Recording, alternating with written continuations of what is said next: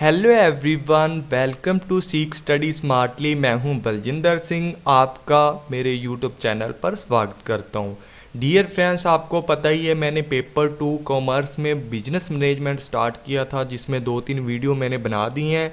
आज हम करने वाले हैं नेचर ऑफ बिजनेस इन्वायरमेंट, इसकी इम्पोर्टेंस क्या है इसको डिस्कस करेंगे। साथ में difference between internal and external environment, micro and macro का डिफरेंस करेंगे। साथ में हम लोग समझेंगे कि कॉस्मिक और पेस्टल किसको बोला जाता है।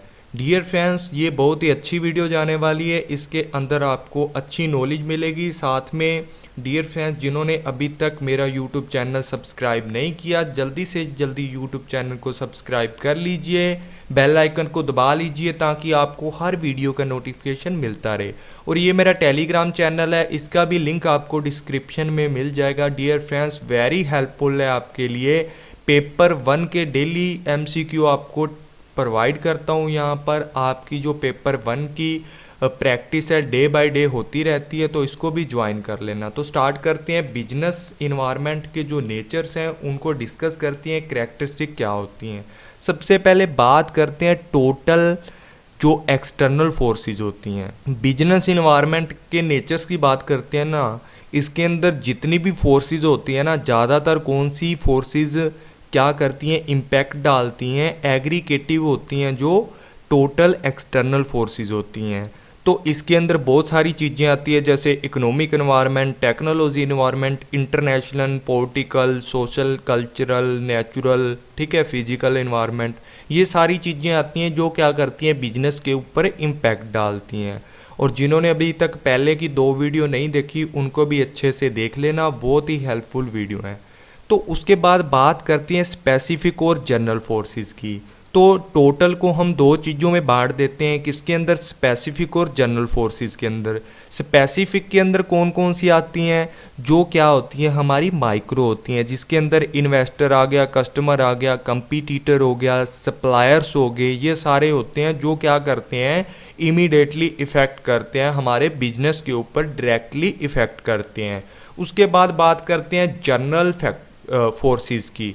जनरल फोर्सेस के अंदर जो सारी चीज़ें अभी मैंने बताई है, इकोनॉमिकल, ठीक है, technical, international, political, cultural, social cultural, natural, ये सारी की सारी चीज़ें क्या करती हैं, ये भी डायरेक्टली और इनडायरेक्टली वे से हमारे बिजनेस को क्या करती हैं, इफेक्टेड करती हैं। उसके बाद जो बिजनेस इन्वायरमेंट का नेचर होता है ना, वो होता है अनसर्टेन। अनसर्टेन कैसे होता है, अभी मैंने बात की है ना किसकी, नेचुरल या फिजिकल इन्वायरमेंट की। तो इसके अंदर क्या होता है, नेचुरल इन्वायरमेंट है, मान लो किसी भी तरीके से बाढ़ आ जाए या आग लग जाए किसी भी फैक्ट्री में, तो ये नेचुरल फैक्टर है जो अनसर्टेन है, जिससे क्या हो जाएगा, हमारी जो बिजनेस है, हमारी जो कंपनी है, उसको बहुत ज़्यादा नुकसान भी हो सकता है। और दूसरी बात यह है कि इसको प्रेडिक्ट करना और इसके ट्रेंड को समझना, मतलब कैसा ट्रेंड बिजनेस के अंदर चल रहा है या जो भी इन्वायरमेंट है वो किस तरीके से चल रहा है, इसको बहुत ही डिफ़िकल्ट है इसको प्रोडिक्शन करना, इसका एस्टीमेट लगाना। बिल्कुल भी एक्यूरेट एस्टीमेट इसका नहीं लगाया जा सकता, क्योंकि ये अनसर्टेन होता है, एकदम से बदल भी जाता है। जैसे अभी मान लो चाइना के साथ झगड़ा हो गया है इंडिया का, चाइना के साथ अच्छे रिलेशन नहीं है, तो क्या हो गया, जो लोग क्या करते थे, इंपोर्ट करते थे, उसके ऊपर क्या हो गया है, नेगेटिव इफेक्ट गया। तो अनसर्टेन है, कुछ भी हो सकता है भाई। तो उसके बाद बात करते हैं डायनेमिक की, कि जो बिजनेस इन्वायरमेंट होता है ना, टाइम टू टाइम चेंज होता रहता है। जैसे बात करते हैं एक्सटर्नल जो फैक्टर है, उसमें से एक फैक्टर की बात करते हैं, सोशल कल्चर। उसके अंदर ना बहुत सारे लोग होते हैं, जैसे हमारे समाज में रहने वाले हैं, ठीक है, उनका क्या होता है, वो टाइम टू टाइम उनका टेस्ट, उनकी प्रेफरेंस, बहुत सारी चीज़ें चेंज होती रहती हैं। यहाँ बात कर लेते हैं टेक्नोलॉजी की। टेक्नोलॉजी भी क्या होती है, टाइम टू टाइम चेंज होती रहती है। जैसे लैपटॉप की बात करते हैं, कोई कंपनी थी लैपटॉप बनाती थी, ठीक है, वो क्या करती थी, पहले ड्यूल कोर प्रोसेसर देती थी। आजकल वही कंपनी क्या करती है, इंटेल का आई कोर प्रोसेसर दे रही है। मतलब इंक्रीजमेंट हो गया उसकी टेक्नोलॉजी के अंदर। टाइम टू टाइम क्या होती रहती है, बदलती रहती है सिचुएशन के अकॉर्डिंग। जो बिजनेस इन्वायरमेंट होता है सिचुएशन के अकॉर्डिंग बदलता रहता है। उसके बाद बात करते हैं रिलेटिव इन्फ्लुएंस की। इसकी जब बात करते हैं कि रिलेटिव कैसे होता है नेचर, तो क्या होता है कि एक टाइम के ऊपर जब बिजनेस इन्वायरमेंट चेंज होता है ना, तो वो क्या करता है, बहुत सारे बिजनेस होते हैं उनके लिए या तो फेवरेबल होगा या अनफेवरेबल होगा। मान लो एग्जाम्पल मैंने पहले भी लिया था चाइना वाला, कि कुछ लोग ऐसे थे क्या करते थे, चाइना से माल मंगवाते थे। उन्होंने अपनी इंडस्ट्री इंडिया के अंदर नहीं लगाई हुई थी, अपनी कंपनी इंडिया के अंदर नहीं लगाई थी, वो क्या करते थे, इंपोर्ट करके माल को सेल करते थे। लेकिन एक कंपनी ऐसी भी थी जिन्होंने इंडिया के अंदर लगाई थी, वो उसकी कंपटीटर थी पहले वाली कंपनी की। अब चाइना के साथ जो रिलेशन है वो अच्छे नहीं है, तो क्या हुआ, उनके लिए अनफेवरेबल कंडीशन आ गई, जो चाइना से माल को इंपोर्ट करते थे। और जो बंदा इंडिया के अंदर क्या कर रहा था, कंपनी चला रहा था, उसके लिए क्या हो सकता है, फेवरेबल हो सकती है। तो इसके अंदर क्या हो सकता है, ये फेवरेबल हो सकती है और कईयों के लिए अनफेवरेबल भी हो सकती है। यहाँ ना एक जगह पे फेवरेबल आएगा, इसको काट के, may be favourable for one business and unfavourable for another business. तो इसी तरीके से बात करते हैं कि रिलेटिव इन्फ्लुएंस होते हैं, इसका नेचर है जो किसी के लिए फेवरेबल होता है और किसी के लिए अनफेवरेबल होता है। उसके बाद बात करते हैं कंटेक्चुअल। कॉन्टेक्चुअल जो स्ट्रक्चर हमें देते हैं, जैसे माइक्रो फ्रेमवर्क दिया जाता है जिसके अंदर रहकर बिजनेस जो हमारी काम करती है, माइक्रो एंटिटी ऑपरेशन करती है, जैसे कि इकोनॉमिक एनवायरनमेंट, सोशल एनवायरनमेंट, इनके अंदर रहकर इनके एक कम्बिनेशन के अंदर क्या किया जाता है, बिजनेस के द्वारा अपने कामों को ऑपरेट किया जाता है। तो बिजनेस जो इन्वायरमेंट है हमें एक कंटेक्चुअल फ्रेमवर्क या माइक्रो फ्रेमवर्क देता है जिसके अंदर क्या करता है, हमारा बिजनेस वर्क करता है। उसके बाद बात होती है कॉम्प्लेक्स इन नेचर की। क्या बात करते हैं हम इसके अंदर कि बिजनेस जो इन्वायरमेंट होता है ना, वो बहुत सारे फैक्टर से मिलकर बना होता है। बहुत सारे फैक्टरों का कम्बिनेशन बनाने के बाद ही क्या बनता है, एक इन्वायरमेंट बनता है जिसके अंदर political, economic, legal, social, cultural और टेक्नोलॉजिकल ऐसे फैक्टरों को इंक्लूड किया जाता है। इनको मिलाने के बाद ही क्या बनता है, एक बड़ा इन्वायरमेंट बनता है। तो इसको समझना बहुत ही डिफ़िकल्ट होता है। अगर पॉलिटिकल नेचर के अंदर किसी भी प्रकार का पॉलिटिकल फैक्टर के अंदर चेंज आ गया तो लीगल के अंदर भी आएगा, इकोनॉमिक के अंदर भी आएगा, कल्चर के अंदर तो नहीं आएगा, सोशल के अंदर आ सकता है, टेक्नोलॉजी के अंदर आ सकता है। मतलब रिलेटेड होते हैं एक दूसरे से। इनको समझना बहुत ही डिफ़िकल्ट है, इनको प्रेडिक्ट करना बहुत ही डिफ़िकल्ट होता है। उसके बाद बात करते हैं किसकी, business environment affects different firms हो डिफरेंटली। तो जब बात करते हैं ना बिजनेस इन्वायरमेंट की, तो इफ़ेक्ट करता है डिफरेंट फर्म को डिफरेंटली तरीके से। जैसे मतलब मैंने पहले ही बताया ना, ये सेम पॉइंट है, रिलेटिव इन्फ्लुएंस वाला है ना, और बिजनेस जो इफ़ेक्ट करता है एक फर्म को अलग से करता है, किसी के लिए फेवरेबल होता है, किसी के लिए अनफेवरेबल होता है। उसके बाद बात करते हैं business environment has both short term and long term impact. तो बिजनेस इन्वायरमेंट का जब नेचर चेंज होता है ना, तो क्या करता है, वो कई बिजनेस के ऊपर शॉर्ट टर्म के लिए इम्पैक्ट डालता है, कईयों के ऊपर लॉन्ग टर्म के लिए इम्पैक्ट डालता है। तो कईयों के बिजनेस प्रॉफिटेबिलिटी जो बढ़ जाती है, बिजनेस का प्रॉफिटेबिलिटी है जो बढ़ जाती है, बिजनेस की प्रोडक्टिविटी है बढ़ जाती है, और कईयों की क्या होती है, कम हो जाती है। उसके बाद बात करते हैं unlimited effect of external factor. External के अंदर ना बहुत सारे फैक्टर होते हैं, जैसे कि लीगल की बात करते हैं। जो लीगल जो इन्वायरमेंट होता है, जब उसकी बात करते हैं, उसके अंदर बहुत सारे रूल रेगुलेशन होते हैं। तो गवर्नमेंट उन रूल रेगुलेशन को सेट करती है। मान लो यहाँ पर क्या था, गवर्नमेंट ने बैन कर दी कि वाइन और विस्की वगैरह है ना, जितनी भी शॉप्स हैं उनके ऊपर बैन लगा दिया, उनको बंद कर दिया कि आज के बाद कोई भी बंदा शराब नहीं बेच सकता। जैसे अभी पंजाब के अंदर ना बहुत ज़्यादा जहरीली शराब बेच दी थी, जिसके कारण बहुत ज़्यादा डेथ हो चुकी हैं। तो गवर्नमेंट ने क्या डिसीजन लिया कि इनको बैन कर दिया जाता है कि अब जो शराब वगैरह है ना बेच ही नहीं सकते आप। तो क्या होगा इससे कि बिजनेस को क्या करना पड़ेगा, वाइंडिंग अप करना पड़ेगा, बिजनेस को बंद करना पड़ेगा, जिससे क्या होगा अनलिमिटेड इफेक्ट पड़ गया ना हमारे बिजनेस के ऊपर, जो कि ये बिजनेस के लिए अनकंट्रोलेबल है, इसको कंट्रोल किया ही नहीं जा सकता। अगर गवर्नमेंट ने रूल निकाल दिया लीगल इन्वायरमेंट के अंदर कि आप लोगों को ये काम बंद करना पड़ेगा, तो करना पड़ेगा भाई, उसके ऊपर किसी का जोर नहीं चल सकता। तो वहाँ गवर्नमेंट के डिसीजन के अकॉर्डिंग ही चलना पड़ेगा। उसके बाद बात करते हैं इंटरडिपेंडेंट कंपोनेंट। इंटरडिपेंडेंट कंपोनेंट कैसे होते हैं कि बहुत सारे कंपोनेंट होते हैं, इकोनॉमिक हो गया, टेक्नोलॉजी, इंटरनेशनल हो गया, पॉलिटिकल हो गया, बहुत सारे क्या होते हैं फैक्टर होते हैं। तो इन एक फैक्टर जैसे पॉलिटिकल फैक्टर के अंदर कोई ना कोई चेंज आ गया, बिजनेस को बोल दिया कि आपने ना ऐसे ऐसी चीज़ बना के सेल करनी है आज से, उन्होंने एक रूल निकाल दिया अपने स्टेट के लिए कि ऐसा ऐसा काम करना है। तो वहाँ पर क्या होगा, सोशल कल्चर के ऊपर भी इफेक्ट पड़ेगा, साथ में टेक्नोलॉजी के ऊपर भी इफेक्ट पड़ेगा कि स्टेट ने बोला है भी ये चीज़ यूज़ करनी है और ऐसी टेक्नोलॉजी से आपको प्रोडक्ट बना के बेचना है। और इकोनॉमी के ऊपर भी इफ़ेक्ट पड़ेगा कि इकोनॉमिक कंडीशन कैसी रहती हैं बाद में, या क्या इफ़ेक्ट करता है उसके ऊपर, ये चीज़ इसके अंदर इफ़ेक्ट करती है। मतलब इकोनॉमिक इन्वायरमेंट इफ़ेक्ट करने से सोशल इन्वायरमेंट के ऊपर, टेक्नोलॉजी इन्वायरमेंट के ऊपर भी क्या होता है, इफ़ेक्ट पड़ता है। उसके बाद बात करते हैं long term, long lasting impact. भी बिजनेस इन्वायरमेंट है ना, लॉन्ग टर्म बिजनेस की परफॉर्मेंस पर इफ़ेक्ट करता है। मान लो अगर कंपनी के अकॉर्डिंग, कंपनी के फेवरेबल कंडीशन आ गई ना, तो कंपनी क्या करेगी, सक्सेस पे जाएगी, ग्रोथ करेगी, इवन कि वो ज़्यादा टाइम तक सरवाइव करेगी।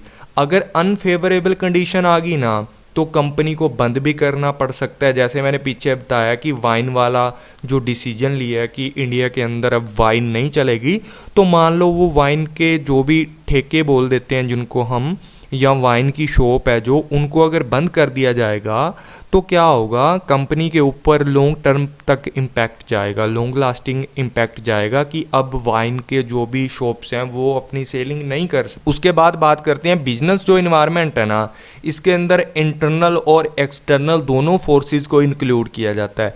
इंटरनल के अंदर बिजनेस का स्ट्रक्चर आ सकता है, बहुत सारी चीज़ें मैंने बताई भी थी, ऑब्जेक्टिव आ सकते हैं, बिजनेस के HRM रिसोर्स कैसे हैं, ये सारी की सारी जो इंटरनल इन्वायरमेंट के अंदर आती हैं जो भी कंपोनेंट हैं। एक्सटर्नल के अंदर मैंने बता ही दिया है कि इकोनॉमिकल, टेक्नोलॉजी, इंटरनेशनल इन्वायरमेंट, बहुत सारे फैक्टर इसके अंदर इंक्लूड किए जाते हैं। और इंटरनल एंड एक्सटर्नल दोनों को मिलाने के बाद ही क्या बनता है, बिजनेस इन्वायरमेंट बनता है। उसके बाद बात करते हैं मल्टी फेस। तो बात करते हैं किसकी, मल्टी फेस की। मल्टी फेस के अंदर वही चीज़ आ जाती है कि कुछ चीज़ों के लिए इम्पैक्ट है जो नेगेटिव होगा, कुछ चीज़ों के लिए इफ़ेक्ट है जो रिएक्शन करते हैं नेगेटिव जाता है, कुछ के लिए पॉजिटिव जाता है, किसी के लिए फेवरेबल कंडीशन लाता है, किसी के लिए अनफेवरेबल लाता है। अगर फेवरेबल लाता है तो बिजनेस के लिए क्या आती हैं, अच्छी अच्छी अपॉर्चुनिटी आती हैं, बिजनेस स्ट्रेंथ में चला जाता है। और अगर अनफेवरेबल आती हैं तो बिजनेस के पास क्या बचता है, थ्रेट्स बचते हैं, और क्या होता है, वीकनेस आ जाती है बिजनेस के अंदर। उसके बाद बात करते हैं इनसेपरेबल पार्ट ऑफ बिजनेस। जो बात करते हैं ना किसकी, बिजनेस इन्वायरमेंट की। भी बिजनेस इन्वायरमेंट के तो बिना ना हम लोग बिजनेस के ऑपरेशन कर ही नहीं सकते। तो बिजनेस इन्वायरमेंट को बिजनेस से अलग नहीं किया जा सकता कि इन्वायरमेंट है ना जो, इसको बिजनेस से इनसेपरेबल पार्ट है, इसको अलग नहीं किया जा सकता, क्योंकि इन्वायरमेंट के अंदर रहकर ही बिजनेस किया जाता है। यहाँ से ही इनपुट लिया जाता है, रॉ मटेरियल हो गया, लेबर होगी, कैपिटल होगी, बहुत सारी चीज़ें। तो बिजनेस और इन्वायरमेंट को बिल्कुल भी सेपरेबल नहीं किया जा सकता, ये इनसेपरेबल है। उसके बाद बात करते हैं कीप चेंजिंग, कि business environment time to time change होता रहता है, इसके अकॉर्डिंग ही क्या करना पड़ता है, बिजनेस को चेंज रहना पड़ता है, नहीं तो वो आने वाली अपॉर्चुनिटी और जो भी उसके थ्रेट्स हैं उनका सामना नहीं कर पाएगा, अपॉर्चुनिटी को हासिल नहीं कर पाएगा, अपने टारगेट को कंप्लीट नहीं कर पाएगा। तो बिजनेस इन्वायरमेंट है ना, चेंज रखता है बिजनेस को, कि बिजनेस को इस तरीके से चलना चाहिए, बताता है बिजनेस इन्वायरमेंट। तो ये थे बिजनेस इन्वायरमेंट के नेचर्स। उसके बाद बात करते हैं स्वॉट एनालाइज की, कि स्वॉट एनालाइज किसको बोला जाता है। तो स्वॉट एनालाइज कब इन्वेंटेड हुआ था, 1960 के अंदर इसको इन्वेंटेड किया था। किसके द्वारा किया गया था? ये अल्बर्ट हम्फ्री के द्वारा किया गया था, जो मैनेजमेंट के कंसल्टेंट थे, जिन्होंने इसके बारे में इंट्रोडक्शन दी थी कि strength, weakness, opportunities and threats, कि एक बिजनेस के अंदर ना स्वोट एनालाइज करके हम चेक कर सकते हैं कि हमारे बिजनेस की कितनी स्ट्रेंथ है, कितनी वीकनेस है, आने वाली कितनी अपॉर्चुनिटीज़ हैं इसके सामने, कितने थ्रेट्स हैं। स्वोट एनालाइज के द्वारा हम चेक कर सकते हैं। जैसे स्ट्रेंथ की बात करते हैं कि think you company do well, भी कंपनी के पास कितनी अच्छी स्ट्रेंथ है, भी वो कितने अच्छे से काम कर रही है। ठीक है, इसके अंदर क्या क्या क्वालिटीज़ हैं, किस तरीके से कंपटीटर के साथ ये बीट कर सकती है। ठीक है, इंटरनल रिसोर्सेज कैसे हैं इसके अंदर, स्टाफ की नॉलेज कैसी है, इंटेंजिबल एसेट्स कितनी है, ठीक है, ये कैपिटल प्रॉपर्टीज़ कितनी हैं, और टेक्नोलॉजी किस तरीके से यूज़ करते हैं, हमारा एचआरएम किस तरीके से स्ट्रक्चर किया गया है। ये सारी चीज़ें क्या होती हैं, स्ट्रेंथ के अंदर इंक्लूड की जाती हैं। उसके बाद बात करते हैं वीकनेस की, कि हमारा बिजनेस है ना, हम सोचते हैं भी हमारे बिजनेस के अंदर देखते हैं कि दूसरे कंपटीटर कितने बेटर हैं, हम लोग कितना लेक में चल रहे हैं, मतलब कितनी हमारी स्ट्रेंथ है जो वो कम है दूसरे कंपटीटर से। तो इन सारी चीज़ों को देखा जाता है। रिसोर्सेज हमारे पास लिमिटेड हैं, अनक्लीनर, यूनिक, सेलिंग प्रपोर्शन, मतलब ये हम इसमें चेक करते हैं कि हमारे पास कितनी कैपिटल्स हैं, कौन सी टेक्नोलॉजी यूज़ की जाती है। इसके अंदर तो हमारे पास बहुत अच्छी टेक्नोलॉजी थी, इसके अंदर कम अच्छी टेक्नोलॉजी है या स्किल अच्छी नहीं है हमारे स्टाफ के पास, तो हमारे पास क्या होंगी, वीकनेस होंगी। अपॉर्चुनिटीज़ क्या होती हैं कि आने वाले टाइम में हम लोग क्या कर सकते हैं, कंपटीटर को ज़्यादा बीट कर सकते हैं, हमारे पास नए नए प्रोडक्ट हम लॉन्च कर सकते हैं, स्पेसिफिक प्रोडक्ट को बना के मार्केट में लाया जा सकता है ताकि हम ज़्यादा से ज़्यादा प्रॉफिट गेन कर सकें। Press media coverage of your company, हमारी जो प्रेस मीडिया है ना, मतलब एडवर्टाइजमेंट ज़्यादा से ज़्यादा हो रही है, तो और हमारी कंपनी की जो इमेज है इंक्रीज़ हो रही है, तो अपॉर्चुनिटीज़ आ सकती है हमारे पास। उसके बाद बात करते हैं थ्रेट्स की। थ्रेट्स की बात करते हैं कि हमारे कंपटीटर इतने ज़्यादा स्ट्रॉन्ग है ना कि हम लोग उनका सामना ही नहीं कर सकते। ठीक है, और ना ही हम लोग क्या कर सकते हैं, इन्वायरमेंट के रेगुलेटरी के अकॉर्डिंग चेंजिंग हो सकती है हमारे पास। नेगेटिव प्रेस इम्पैक्ट पड़ रहे हैं, मीडिया कवरेज है ना, जो मीडिया हमारे लिए क्या कर रहा है, मतलब हमारी इमेज के लिए बातचीत कर रहा है कि ये कंपनी अच्छी नहीं है, तो नेगेटिव इम्पैक्ट पड़ गया ना हमारी कंपनी के ऊपर। और जो कस्टमर का एटीट्यूड है वो धीरे धीरे चेंज हो रहा है, उसकी प्रेफरेंस चेंज हो रही है, जो हमारा प्रोडक्ट है उसको पसंद नहीं किया जा रहा। ये हमारी कंपनी के लिए क्या होते हैं, थ्रेट्स होते हैं। उसके बाद बात करते हैं स्वोट एनालाइज के अंदर कि जो स्ट्रेंथ होती है ना, उस टाइम पर क्या होता है, ये एक तो इंटरनल होती है कि कंपनी की इंटरनल होती है, ये फैक्टर इंटरनल है, और बहुत ही ज़्यादा हेल्पफुल होती है। ये हेल्पफुल मतलब जब स्ट्रेंथ की बात की जाती है, ये इंटरनल फैक्टर होता है और कंपनी के लिए बहुत ज़्यादा हेल्पफुल होता है कि कंपनी दूसरे कंपटीटर से ज़्यादा स्ट्रॉन्ग है। उसके बाद बात करते हैं ना अपॉर्चुनिटीज़ की बात करते हैं, ये एक्सटर्नल फैक्टर होता है, ये भी कंपनी के लिए बहुत ज़्यादा हेल्पफुल रहता है और कंपनी के लिए अच्छे अच्छे अपॉर्चुनिटी लाता है ताकि कंपनी ज़्यादा से ज़्यादा ग्रोथ करे और कंपनी सर्वाइव करे। उसके बाद बात करते हैं किसकी, वीकनेस की। वीकनेस भी किसके अंदर होती है, कंपनी के इंटरनल के अंदर होती है, और ये कंपनी के लिए क्या होती है, हार्मफुल होती है। ठीक है, इंटरनल के अंदर जैसे कंपनी का स्टाफ है उसको नॉलेज ही नहीं है, कंपनी के पास लिमिटेड रिसोर्सेज हैं, कैपिटल ही नहीं है कंपनी के पास, वो काम कैसे करेगी, कच्चा माल कैसे लेके आएगी, रॉ मटेरियल को फिनिश गुड्स में कैसे कन्वर्ट करेगी। तो ये कंपनी की क्या होती हैं, वीकनेस होती हैं। उसके बाद बात करते हैं थ्रेट्स की। थ्रेट्स की बात करते हैं, ये एक्सटर्नल होते हैं और ये भी कंपनी के लिए बहुत ज़्यादा क्या होते हैं, हार्मफुल होते हैं। तो कैसे होते हैं, जैसे मैंने अभी बताया कि हमारे लिए, हमारी कंपनी के लिए जो मीडिया है वो बातचीत कर रहा है कि ये कंपनी बहुत ही ज़्यादा मतलब इरेलीवेंट प्रोडक्ट बना रही है, या इसके जो प्रोडक्ट हैं वो बहुत ही ज़्यादा डेंजरस हैं, या हमारे जो कस्टमर हैं उनकी प्रेफरेंस चेंज होती जा रही है, वो हमारे प्रोडक्ट को अब नहीं प्रेफर करते, पसंद नहीं करते। तो ये हमारी कंपनी के लिए बहुत ही ज़्यादा खतरा है। हमारी कंपनी अगर ऐसे ही चलती रही तो वाइंडिंग अप भी हो सकता है। तो जो थ्रेट्स होते हैं वो एक्सटर्नल होते हैं और क्या होते हैं, हार्मफुल होते हैं। उसके बाद बात करते हैं स्ट्रेंथ की। स्ट्रेंथ के अंदर ये भी स्वोट एनालाइज किया मैंने, अच्छी अच्छी पिक्चर लगाई हैं ताकि आपको अच्छे से समझ आ सके। तो इसके अंदर पता क्या है, स्ट्रेंथ के अंदर व्हाट डू यू वेल, भी हमारी कंपनी कितनी वेल चल रही है दूसरों से, हमारी कंपनी के पास कितनी स्ट्रेंथ हैं, अपॉर्चुनिटी भी, आने वाले गोल्स कौन से हैं उसको किस तरीके से हम लोग अचीव कर सकते हैं, वीकनेस वो है कि हम किस तरीके से अपनी कंपनी को इम्प्रूव करें ताकि जो भी कमी है उसको कंप्लीट किया जा सके। तो स्वोट एनालाइज किस लिए होता है, इसीलिए होता है कि कंपनी की जो स्ट्रेंथ, वीकनेस और जितने भी अपॉर्चुनिटी हैं, थ्रेट्स हैं, उनको पता किया जा सके और ज़्यादा से ज़्यादा क्या किया जा सके, उनको कवर किया जा सके ताकि हम थ्रेट्स को कम कर सकें, स्ट्रॉन्ग बन सकें और वीकनेस को इम्प्रूवमेंट कर सकें और जितनी भी आने वाली अपॉर्चुनिटीज़ हैं उनको अचीव कर सकें। उसके बाद बात करते हैं importance of business environment. Business environment की जब इम्पोर्टेंस की बात करते हैं तो देख लेते हैं इसके अंदर क्या होता है। यार बात इसमें सेम ही इन्होंने दी है कि स्ट्रेंथ का पता लग जाएगा कि बिजनेस, जब इम्पोर्टेंस की बात करते हैं तो इसके अंदर स्ट्रेंथ को पता लगाया जा सकता है कि बिजनेस की कितनी स्ट्रेंथ है, कितनी वीकनेस है, ठीक है। अपॉर्चुनिटी किस तरीके से डेडिकेटेड कर सकते हैं, थ्रेट्स का पता लगाया जा सकता है। उसके बाद बात करते हैं बिजनेस के चेंजेस का, कि बिजनेस इन्वायरमेंट किस लिए इम्पोर्टेंट है, कि बिजनेस के अंदर की शक्तियों का पता लगा सकते हैं कि कितना स्ट्रॉन्ग है बिजनेस, कितनी वीकनेस है उसके अंदर, कितनी आने वाली अपॉर्चुनिटीज़ हैं, कितने थ्रेट्स हैं। बिजनेस के चेंजेस का पता लगाया जा सकता है कि आने वाले टाइम में ये चीज़ है, इस चीज़ की डिमांड कर रहे हैं, ये अपॉर्चुनिटीज़ है, हम लोग क्या करते हैं बिजनेस को इस तरीके से चेंज कर लेते हैं।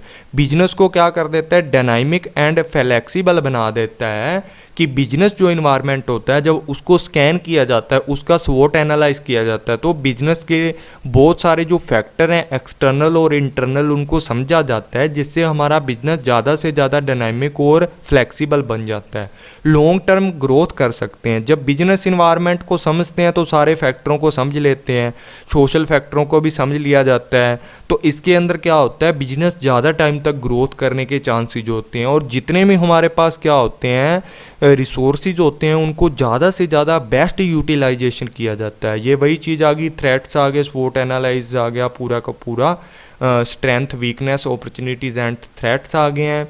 उसके बाद अडोप्ट की जब बिजनेस को स्कैन किया जाता है, स्वोट एनालाइज किया जाता है, तो उसके अंदर क्या बात करते हैं कि आने वाली चीज़ों को जल्दी से जल्दी, जो टेक्नोलॉजी चेंज हो रही है उसको जल्दी से जल्दी चेंज को ईजिली अडोप्ट कर सकते हैं, डायनामिक बनाया जा सकता है। मैंने बता ही दिया बिजनेस को।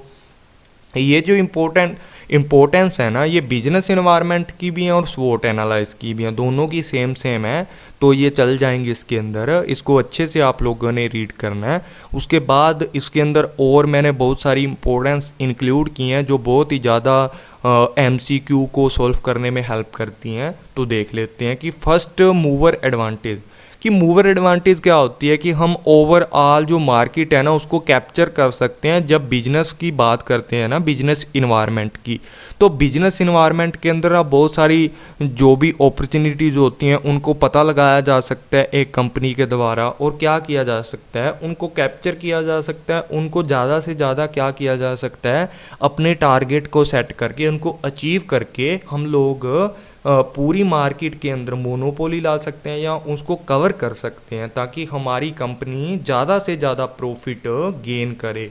उसके बाद आइडेंटिफिकेशन ऑफ थ्रेट्स, जितनी भी आने वाली कमियां हैं ना, जैसे मान लो सीजनल वेरिएंस है, जो हमारा बिजनेस का लाइफ साइकिल है ना, या जो भी मार्केट का लाइफ साइकिल है, उससे पता लग जाता है कि हमारा प्रोडक्ट किस स्टेज में चल रहा है, हमारे प्रोडक्ट का लाइफ साइकिल क्या है, ये सारी चीज़ें पता लग जाती हैं। तो इससे हम लोग क्या कर सकते हैं, बिजनेस इन्वायरमेंट को अच्छे से समझने के बाद पता कर सकते हैं कि हमारे बिजनेस के लिए किस किस तरीके के थ्रेट्स हैं और इसको किस तरीके से हम लोग क्या कर सकते हैं, कवर अप कर सकते हैं, कोपिंग अप द चेंज। इसके बाद बात करते हैं जब बिजनेस इन्वायरमेंट को स्कैन किया जाता है ना स्वोट एनालाइज करके, ये भी मैं लिख देता हूँ कि ये स्वोट एनालाइज की भी इम्पोर्टेंस बनती है, ठीक है। तो इसके बाद मैं बात करता हूँ कि कोपिंग अप विद चेंज, जितनी भी क्या होती हैं बिजनेस इन्वायरमेंट को स्कैन करने के बाद हमें नॉलेज आती है ना, तो हम क्या हो जाते हैं, प्रो एक्टिवेट हो जाते हैं वहाँ पर।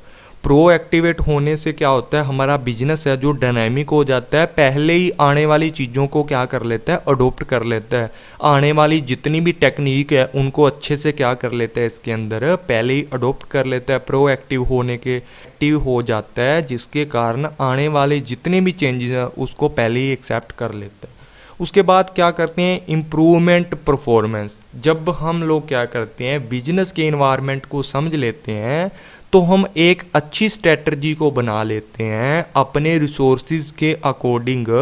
आने वाली अपॉर्चुनिटीज़ को हम लोग क्या करते हैं, ज़्यादा से ज़्यादा उसको हम लोग क्या कर सकते हैं, यूटिलाइजेशन करने की कोशिश करते हैं। ज़्यादा से ज़्यादा यूटिलाइजेशन करके रिसोर्सिस का हमारी परफॉर्मेंस को इंक्रीज़ करते हैं। उसके बाद फेसिंग कंपटीशन।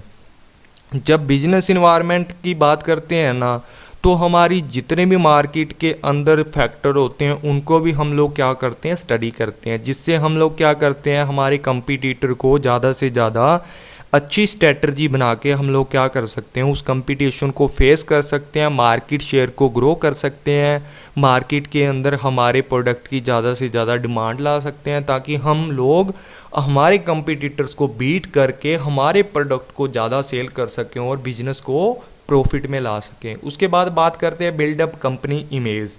तो कंपनी की इमेज कैसे बिल्डअप कर सकते हैं, ज़्यादा से ज़्यादा जब सोशल कल्चर की बात करते हैं या पब्लिक की बात करते हैं, तो इसके अंदर हम लोग क्या करते हैं कि जितनी भी हमारी पब्लिक होती है, जितने भी हमारे कस्टमर होते हैं, उनको ज़्यादा से ज़्यादा इवेल्युएशन किया जाता है, उनको फीडबैक लिया जाता है उनका, और प्रोडक्ट उनके अकॉर्डिंग तैयार किया जाता है सर्वे करके, जिसको हम मार्केट रिसर्च भी बोलते हैं। ये भी हम लोग आगे पढ़ेंगे। तो जिसके अंदर हम लोग क्या करते हैं, ज़्यादा से ज़्यादा सर्वे करके जो हमारे कस्टमर हैं उनको समझ लेते हैं और ज़्यादा से ज़्यादा प्रोडक्ट उनके अकॉर्डिंग बनाते हैं, उनके अकॉर्डिंग ब्रांड तैयार करते हैं, उनके अकॉर्डिंग स्ट्रेटजी तैयार करते हैं, जिससे क्या होता है, हमारी कंपनी की जो इमेज है वो ज़्यादा से ज़्यादा इम्प्रूवमेंट होती जाती है। उसके बाद हम बात करते हैं टू फ्रेम पॉलिसी। उसके बाद क्या बात करते हैं, टू फ्रेम पॉलिसी। जब बिजनेस इन्वायरमेंट को स्कैन कर लेते हैं, सारे जितने भी कंपोनेंट हैं, इंटरनल के एक्सटर्नल के, दोनों को अच्छे से क्या कर लेते हैं, समझ लेते हैं, तो हम लोग क्या कर सकते हैं, एक अच्छी पॉलिसी बना सकते हैं, एक अच्छी स्ट्रेटजी बना सकते हैं, जिससे कंपटीशन को भी फेस किया जा सकता है और कंज्यूमर को ज़्यादा से ज़्यादा अट्रैक्ट किया जा सकता है, और हम लोग क्विकली अडेप्टेबल हो जाते हैं कि एनवायरनमेंट में जैसा भी चेंज आया उसको साथ ही साथ हम लोग क्या कर सकते हैं, अडॉप्ट कर सकते हैं। जितनी भी टेक्नोलॉजी चेंज हो रही है उसको साथ के साथ हम लोग क्या कर सकते हैं, अडॉप्ट करके हमारे बिजनेस को ज़्यादा से ज़्यादा क्या कर सकते हैं, डायनामिक और फ्लेक्सिबल बना सकते हैं। उसके बाद बात करते हैं ऑप्टिमम यूटिलाइजेशन की। जब अच्छी पॉलिसियाँ बना ली, अच्छी स्ट्रेटजी बना ली, कंज्यूमर को समझ लिया, पब्लिक को समझ लिया और हमारे कंपटीटर की स्ट्रेटजी को भी समझ लिया, तो हम लोग क्या करते हैं, जितने भी हमारे रिसोर्सेज होते हैं उनको एक साइड में रख के एक अच्छी स्ट्रेटजी बनाते हैं, ताकि कम टाइम में कम कॉस्ट में ज़्यादा से ज़्यादा प्रोडक्शन किया जा सके और जितने भी हमारे ओवरऑल कंपनी के रिसोर्सेज हैं उनको यूटिलाइजेशन किया जा सके। उसके बाद बात करते हैं to analyse competitor strategy and formulation counter measure, कि कंपटीटर को समझ लेते हैं और उनकी अच्छी से अच्छी उनके लिए प्लान बनाते हैं ताकि उनको फेस किया जा सके और हम अपनी कंपनी को प्रोटेक्शन कर सकें हमारे जो कंपटीटर हैं, कि हमारे कंपटीटर हमारी कंपनी की इमेज को गिरा ना सकें, या हमारे कंपटीटर हैं उनसे आगे निकलने के लिए अच्छी और इफ़ेक्टिव जो स्ट्रेटजी है हम फॉर्मुलेशन कर लेते हैं। उसके बाद बात करते हैं to keep business dynamic and innovation. भी कंपनी के जितने भी फैक्टर होते हैं एक्सटर्नल एंड एक्सटर्नल, अगर हमारे लिए फेवरेबल हैं तो हम अच्छी से अच्छी थोड़ी इनोवेशन करके एक अच्छी स्ट्रेटजी और तैयार कर लेंगे।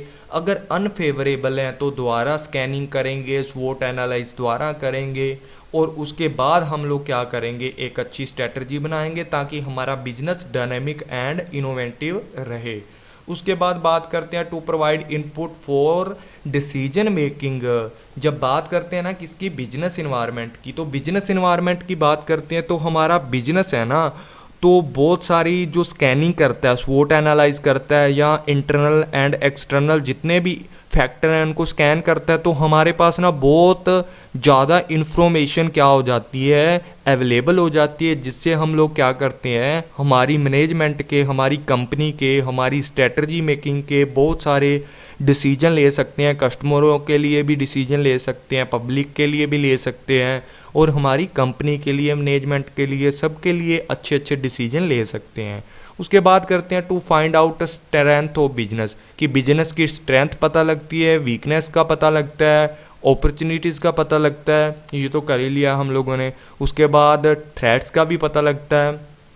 उसके बाद बात करते हैं इंटरनल जो इन्वायरमेंट है उसका भी पता लगता है, कि हम लोग, हमारा जो पोजीशन है वो किस तरीके से चल रही है, हमारी कंपनी के अंदर जो स्ट्रक्चर है वो किस तरीके से पॉजिटिव काम कर रहा है या नेगेटिव काम कर रहा है, उसके अंदर किस किस तरीके से चेंजिंग करनी है या कैसे उसको इम्प्रूवमेंट करना है, ताकि प्रॉपर यूटिलाइजेशन किया जा सके रिसोर्सेज का।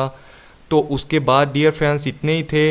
इसके बाद हम बात करते हैं मार्केटिंग कंडीशन, कि अंडरस्टैंड कर सकते हैं किसको, मार्केटिंग कंडीशन को, जितनी भी हमारी मार्केट की कंडीशन है, कि कंज्यूमर कैसे काम कर रहा है, कंपटीटर कैसे काम कर रहा है, कंज्यूमर की क्या नीड्स हैं, सप्लायर कैसे हैं, सारी चीज़ों को हम क्या कर लेते हैं, अंडरस्टैंड कर लेते हैं। और जितने भी हमारे जो हमारा क्या होता है ट्रेड साइकिल होता है, वो डिप्रेशन में चल रहा है, बूम में चल रहा है, कंपटीशन लेवल कैसा है, फैशन लेवल कैसा है, ठीक है, ये सारी की सारी चीज़ें हम क्या कर लेते हैं, मार्केटिंग कंडीशन को क्या कर लेते हैं, अंडरस्टैंड कर लेते हैं। कैसे करते हैं अंडरस्टैंड, जब बिजनेस इन्वायरमेंट को पढ़ते हैं या उसको समझते हैं या स्वोट एनालाइज किया जाता है।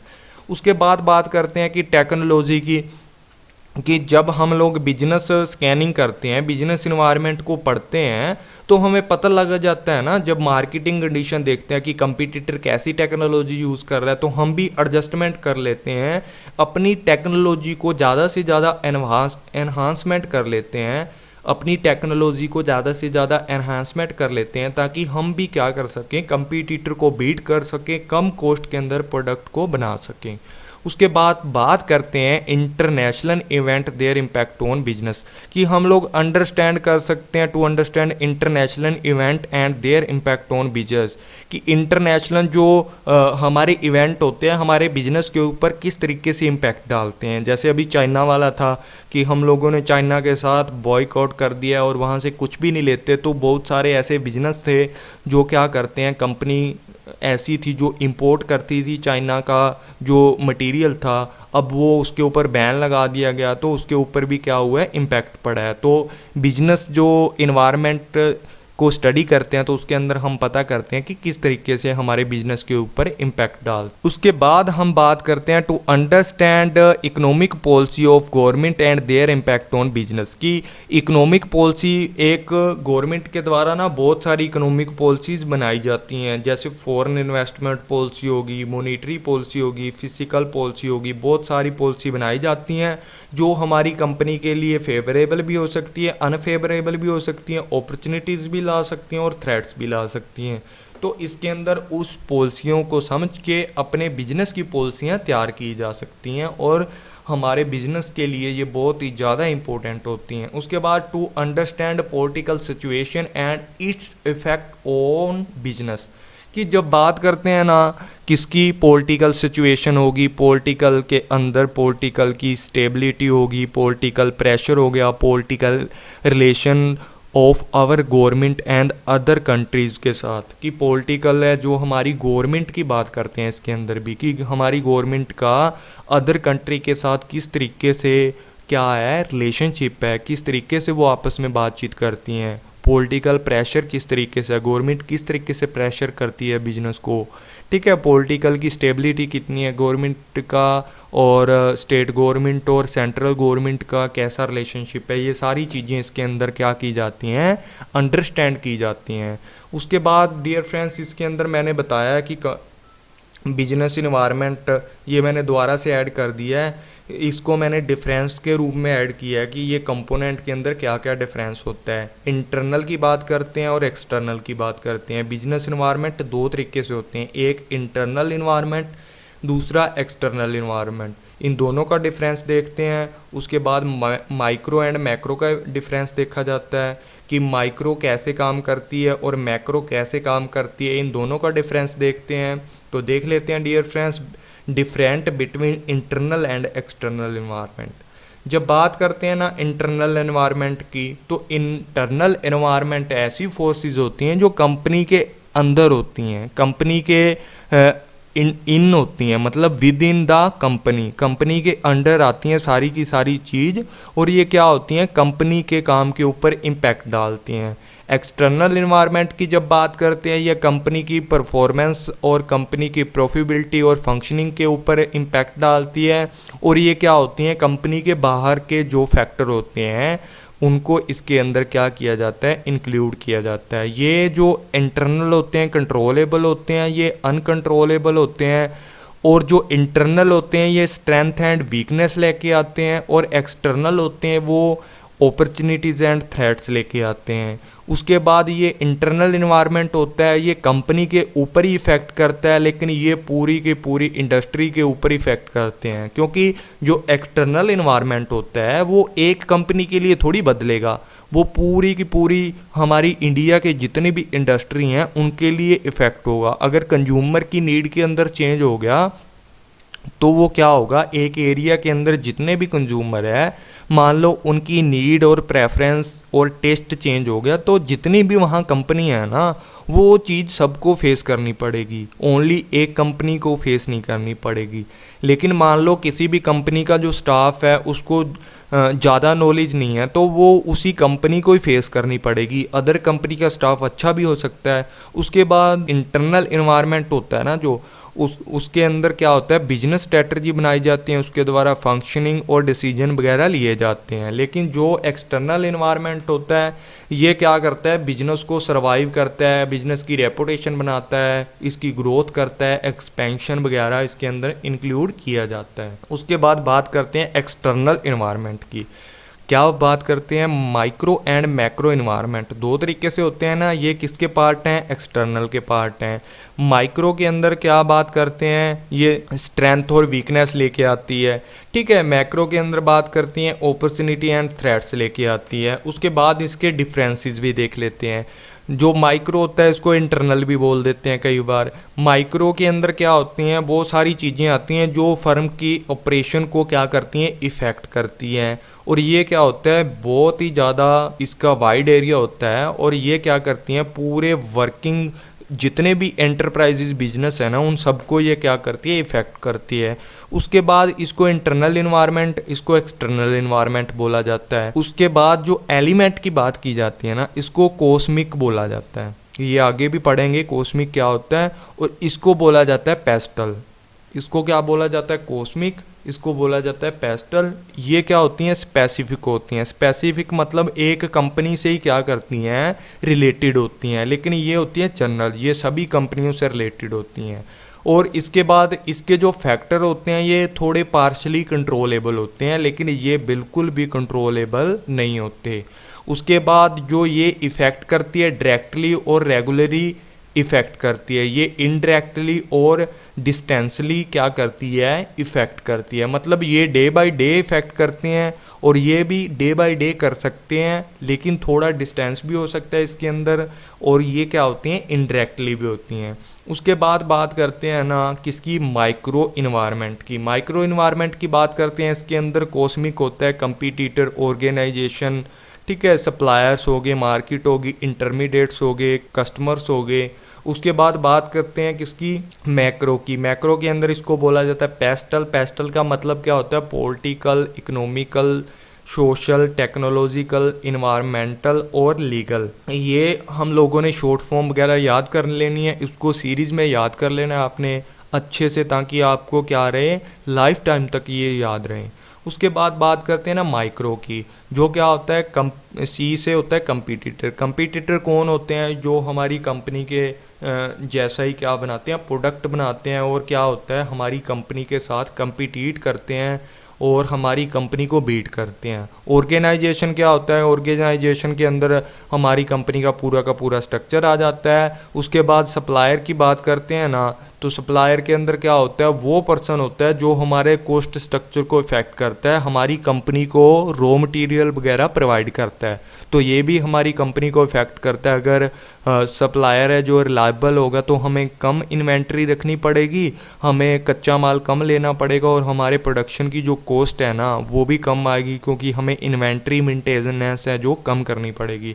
उसके बाद मार्केट की बात करते हैं। इसके अंदर price sensitivity, market maturity, cost structure वगैरह ये सारी बातें इसके अंदर आ जाती हैं। इंटरमीडिएट्स वो होते हैं जो हमारी कंपनी के लिए क्या करते हैं, अच्छे अच्छे कस्टमर ढूंढ के लेके आते हैं। कस्टमर क्या होता है, जो हमारे प्रोडक्ट को क्या करता है, एक्वायर करता है, उसको यूज़ करता है। उसके बाद बात करते हैं पेस्टल की। पेस्टल के अंदर क्या होता है, सबसे पहले बात करते हैं पॉलिटिकल की। इसके अंदर गवर्नमेंट की पॉलिसीज़ आ जाती हैं, ठीक है, पॉलिटिकल सिचुएशन आ जाती है, करप्शन आ जाता है, पॉलिटिकल और टैक्स पॉलिसी आ जाती हैं, बहुत सारी इसके अंदर जो हैं चीज़ें आ जाती हैं, ठीक है। उसके बाद बात करते हैं इकोनॉमिक, जो हमारा इन्वायरमेंट होता है जो किसके अंदर आता है, मैक्रो के अंदर है। इकोनॉमिक ग्रोथ आ जाएगी, एक्सचेंज आ जाएगा, एक्सचेंज रेट आ जाएगा, ठीक है, इन्फ्लेशन डिफ्लेशन, ये सारी चीज़ क्या आ जाती है, इकोनॉमिक साइकिल आ जाएगा, पूरे का पूरा इसके अंदर इंक्लूड किया जाता है। और एस से क्या होता है, हमारा एस के अंदर सोशल कल्चर आ जाएगा, ठीक है, इसके अंदर ये सारे फैक्टर इंक्लूड किए जाते हैं। टेक्नोलॉजी के अंदर टेक्नोलॉजी का इनोवेशन वगैरह,